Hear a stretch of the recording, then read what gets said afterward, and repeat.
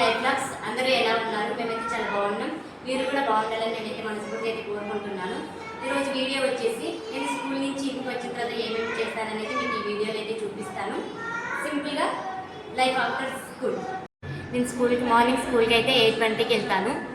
Evening వచ్చే వరకు అయితే 4:30 అయితే అవుతుంది. స్కూల్కి వెళ్ళే హడావిల్లో అయితే ఇల్లంతా మెస్సీగా అయిపోతుంది. ఇప్పుడు ఇంటికి వచ్చిన తర్వాత చాలా వర్క్ ఉంది. అంటే పిల్లలకి స్నానం చేయించాలి, వంట చేయాలి. ఇంకా ఫస్ట్ అయితే ఫుల్ హెడేక్ వస్తుంది. ఫస్ట్ అయితే చాయ్ పెట్టుకుందాం, నాతో పాటు రండి.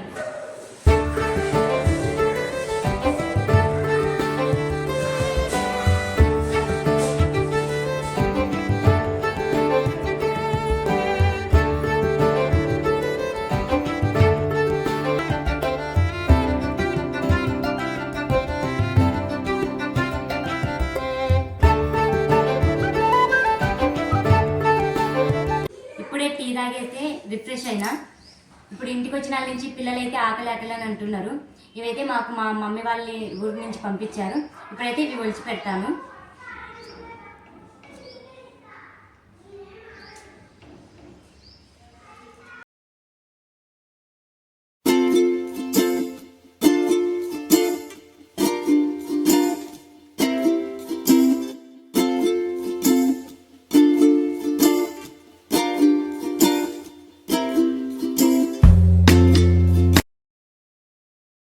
స్కూల్లో నాకు బాగా నచ్చిన కాన్సెప్ట్స్ ఏవంటే శ్లోకాసు, యాక్టివిటీస్. శ్లోకాసు పిల్లలకి చెప్పటమే కాక మేము కూడా నేర్చుకుంటున్నాము, ఇంకా నేర్చుకుంటున్నాము. ఇప్పుడు నా బట్టలు అయిపోయినాయి. రేపటి కోసం పిల్లలకి పాలు తోడు పెట్టుకున్నా. ఇప్పుడు రైస్ పెడుతున్నా.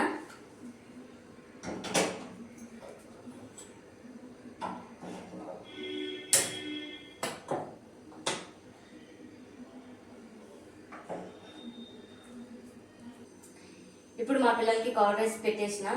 ఇంట్లో వెజిటేబుల్స్ కూడా ఏం లేవు. మా కోసం అయితే ఫ్రైడ్ రైస్ అయితే చేస్తున్నా.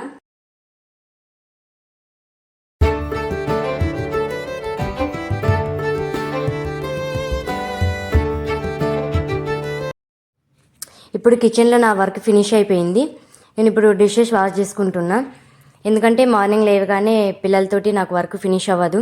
ఎందుకంటే నేను కూడా రెడీ అయిపోవాలి, బాక్సులు రెడీ చేయాలి, పిల్లల్ని కూడా రెడీ చేయాలి. కాబట్టి ఎవ్రీడే నైట్ అయితే నేను డిషెస్ వాష్ చేసుకునే ఉంటా.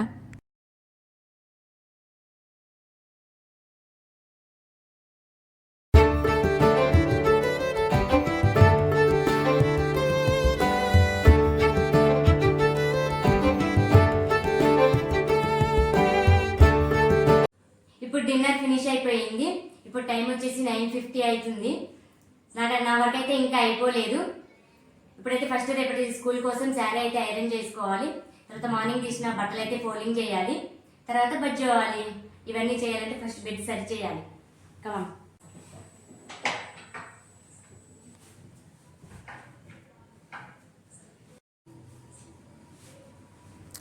నేను వర్క్ చేసుకుంటూ మీకు ఒక స్టోరీ అయితే చెప్తాను.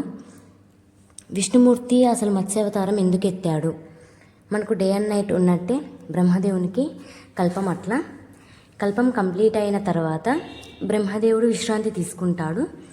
కొన్ని కల్పాల తర్వాత ఆ బ్రహ్మదేవుడి స్థానంలో ఇంకొక బ్రహ్మ వస్తాడు. అలాంటి ఒక కల్పం పూర్తయిన టైంలో బ్రహ్మ అలసిపోతాడు. బ్రహ్మము నిద్ర వచ్చి పెద్దగా ఆవలించగా అతడి నోట్లో నుంచి వేదాలు బయటపడతాయి. హయగ్రీవుడు అనే రాక్షసుడు చూసి వెంటనే వాటిని అపహరిస్తాడు. విష్ణుమూర్తి ఆ రాక్షసుడి నుంచి వేదాలను తిరిగి బ్రహ్మకు ఇవ్వాలనుకుంటాడు. సత్యవతుడు ముని ఆ సమయంలో తపస్సు చేసుకుంటున్నాడు. ఈ సత్యవతుడు ఎవరంటే తరువాత బ్రహ్మ అన్నట్లు. ఈ ప్రపంచాన్ని ప్రళయం నుంచి కాపాడటానికి విష్ణుమూర్తి మత్స్యావతారం ఎత్తుతాడు. ఈ ప్రళయానికి మెయిన్ రీజన్ హయగ్రీవుడు.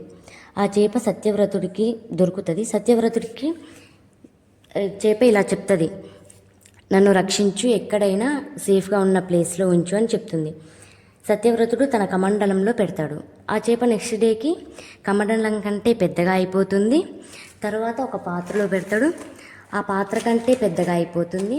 తర్వాత ఒక చెరువులో వేస్తాడు. ఇంకా కొంచెం పెద్దగా అవుతుంది. తర్వాత సముద్రంలో వేస్తాడు. మరింత పెద్దగా అవుతుంది. అప్పుడు సత్యవ్రతుడికి అనుమానం ఏర్పడుతుంది. సాక్షాత్తు విష్ణుమూర్తివి అని తెలిసిపోయి అప్పుడు ఆ చేప ఇట్లా వేడుకుంటాడు, నన్ను క్షమించు అని వేడుకునగా ఆ చేప ఇట్లా చెప్తుంది, ఇప్పటి నుండి 7 రోజుల్లో ప్రళయం వస్తుంది. నువ్వు అన్ని జంతువులను ఒక్కొక్క జంటను నేను పంపించే ఓడలో ఎక్కించు, నేను ఆ ఓడను రక్షిస్తాను. మళ్ళీ సృష్టికి అవసరం అవుతాయి అని మత్స్యావతారంలో ఉన్న విష్ణుమూర్తి సత్యవ్రతుడికి చెప్తాడు.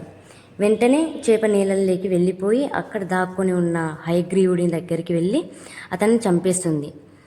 అతన్ని చంపేసి వేదాలను రక్షిస్తుంది. 7 రోజుల్లో ప్రళయం ప్రారంభమవుతుంది. విష్ణుమూర్తి చెప్పినట్టుగా ఓడను పంపిస్తాడు. సత్యవ్రతుడు జంతువులను ఓడలో జంటలుగా ఎక్కిస్తాడు. ఆ ఓడ ప్రళయానికి మునిగిపోకుండా చేప కొమ్ముకి తాడుతో ఓడ కట్టుకొని తీరానికి చేరుస్తుంది. ఈ విధంగా ప్రళయం నుండి సృష్టిని కాపాడటానికి విష్ణుమూర్తి మత్స్యావతారం ఎత్తుతాడు.